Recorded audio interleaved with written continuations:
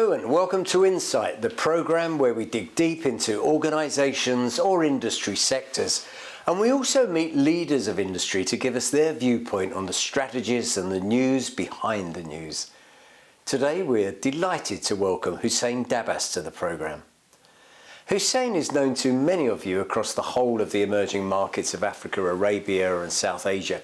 He's the former president and CEO of Royal Jordanian Airline and was Regional Vice President for Africa and the Middle East for IATA.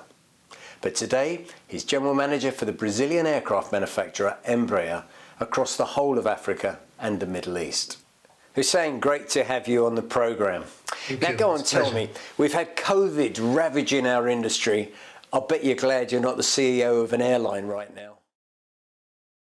I think, yes, this is a very understatement, actually. It's really the worst time for the aviation in entire history of the aviation. I don't think any airline has really been able to mitigate the challenges that was forced on them.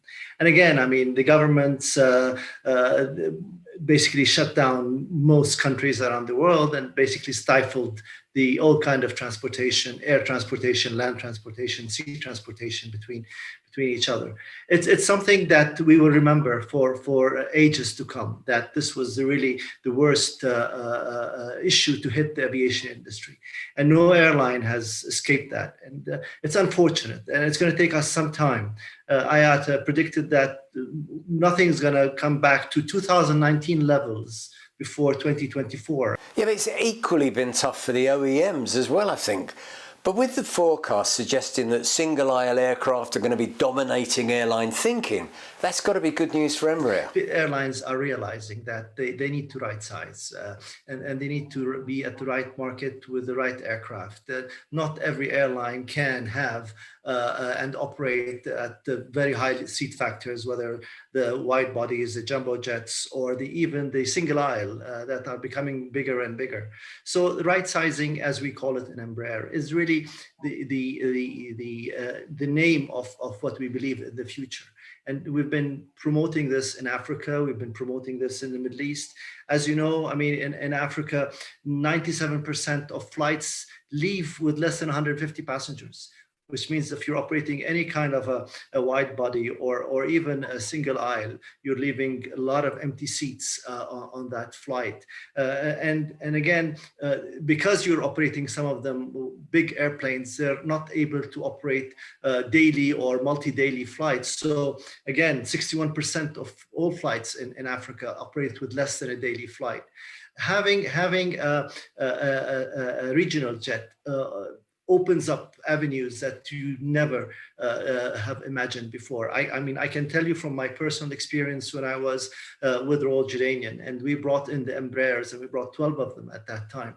It created a completely new buzz. It was a major game changer because we were able to start flying instead of Tuesdays and Fridays, we were flying every day. And instead of flying one daily flight, we started flying 4 daily flights. And I remember when people used to call us and say, I want to go to, let's say, Cairo. And we say, what time? They say, what do you mean, what time? We tell them, well, we have one at 8 and one at 12 and one at 3 and so on. And it really became something of a trend. And now we're pushing this in Africa. We're pushing this in the Middle East as well. I mean, just like in Africa, we still have, 26%, which is 1/4 of the flights leaving with less than 70% seat factor. And nowadays with the high cost of operation, unless you really have an 80+ seat factor or load factor, you're not covering your cost. Now, I'm not an airline economist, and I've seen A380s flying, an hour's trip up the Gulf.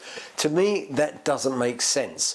So how do you get the airlines to actually understand your economic proposal? Well, I mean, we do a lot of studies and we show them numbers and they share with us their forecasts, their costs, their revenues and so on. And we come back to them with a study that clearly indicates that in order for them to make money, to generate more business, they must be operating on that kind of a schedule, on that kind of a frequency. And again, I mean, let's be honest. If you build it, they will come. If you put the right aircraft aircraft at the right time, people will travel.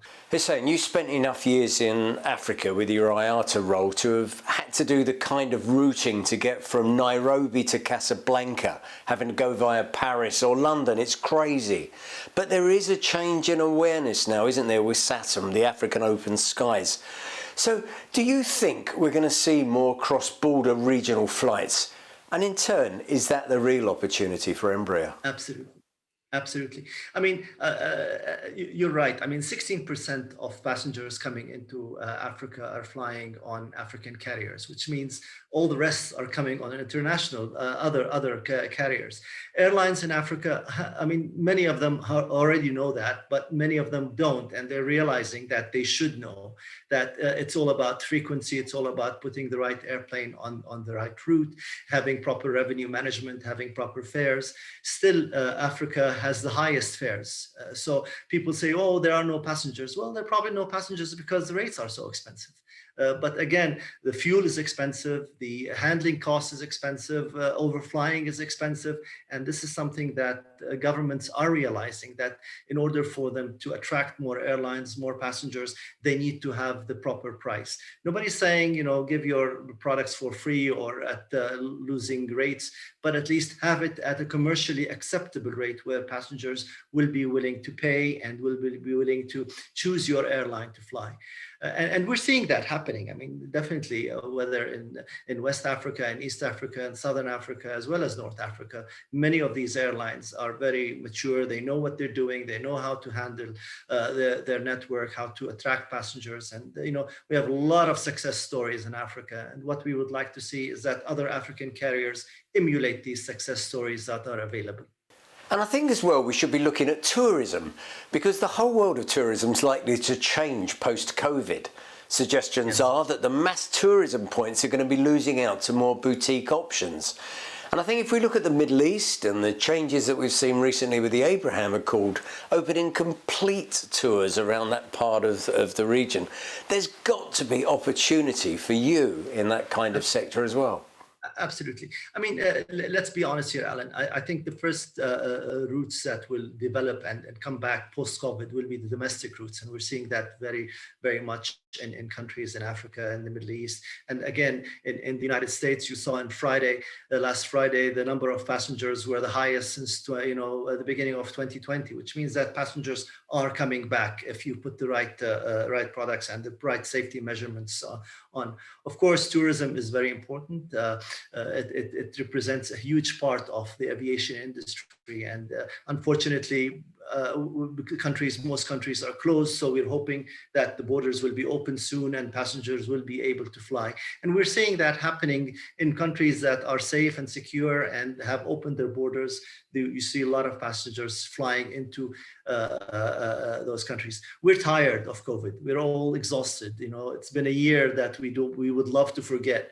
And we hope that, by April, May, maybe June, this will be behind us after the vaccination, after the new procedures and so on that the airlines and countries are putting into place.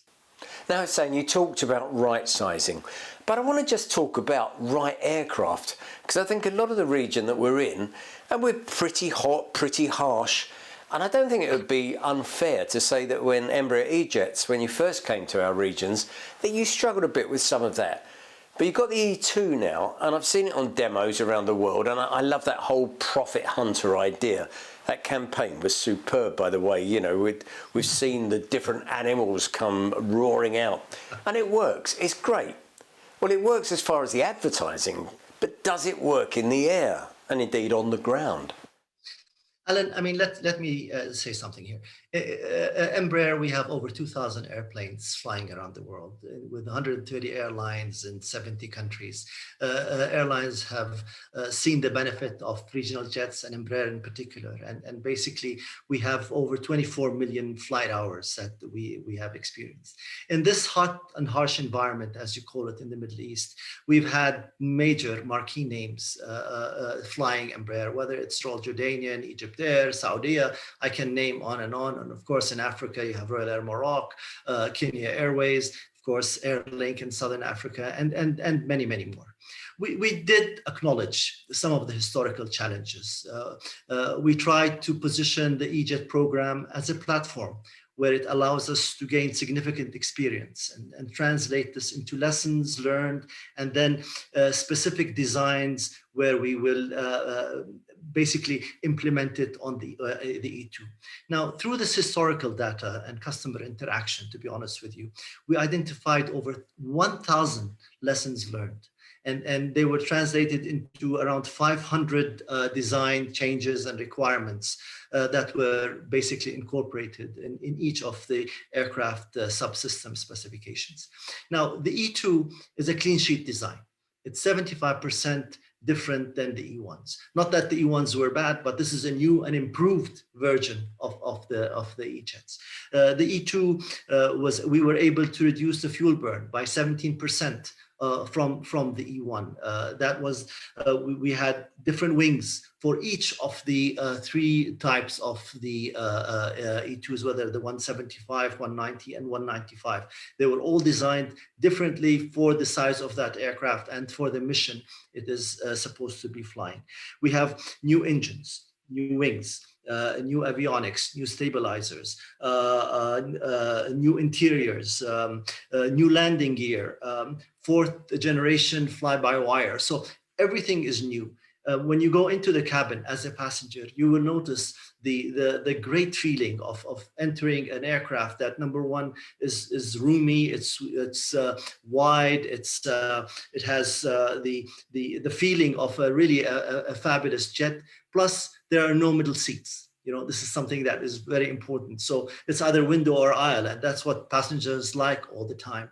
We have worked on the bins, overhead bins. They're much larger, where every passenger on board will have the chance to put a carry-on bag, you know, the normal, you can call them IATA bags or whatever, overhead bins. So it really increased the size of cabin space for passengers. And also what is very important, to be honest with you, Alan, is the quietness of the aircraft.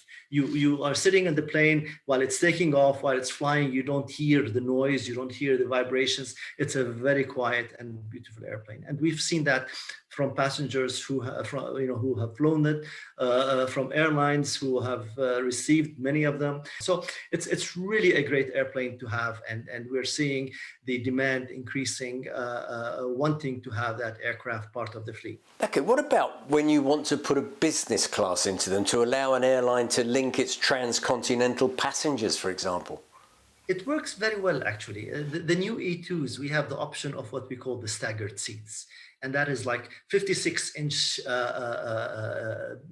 foot distance between the other seat and in front of you. And they're 2 and 2, so you have the privacy and you have the ability to enjoy the comfort of the aircraft without having somebody sitting exactly next to you. The airlines are just flabbergasted when they see the layout and the LOPA of the aircraft and of course the seats themselves, which were designed and built by Embraer.